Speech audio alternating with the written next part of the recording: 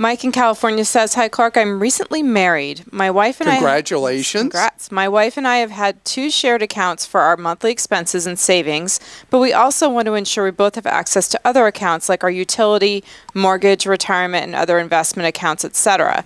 I've discovered how hard it is to ensure we both have access to everything now that 2-factor authentication is such a big deal. I keep a shared note that we both have access to, but that doesn't seem very secure, not to mention easy to get out of sync if a company and account requires a password change. Do you have any tips for co-managing accounts, or do you know of any services that allow a family to share a phone number like the good old landline days?" No, this is, I had this happen in my own life earlier today with my daughter being locked out of one of our household accounts and needing a code.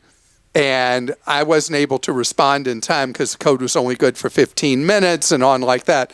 This is a problem with every couple, every family, with 2-factor authentication.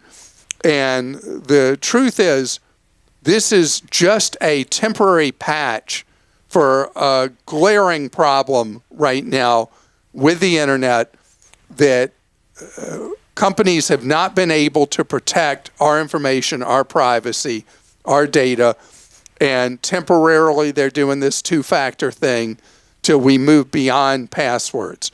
So you're doing the best you can, and what you're doing with the shared file, I think, makes sense. Yes, you have to maintain it properly anytime a password changes, but I think it is the right strategy for you to use. And think about any time like with shoplifting. You know, all the things the store does to try to prevent shoplifting. It is an inconvenience for the 97% or so of people that are honest, decent, not trying to steal. This kind of stuff is the same thing. You're having inconvenience brought into your and your wife's life because of the fear of what hackers may do, what people may do trying to steal money, steal information, whatever.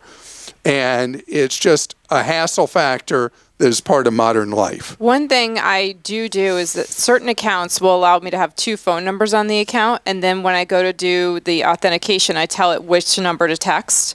And so if you can do that, add a second number. That is a great suggestion, which is why you're the great Krista. Maybe some listeners will have some more suggestions. Maybe there is some kind of service you can do. That's great, and thank you for mentioning that. Sure. Please let us know if you have a better strategy than Krista's answer or mine, and hers was obviously better than mine.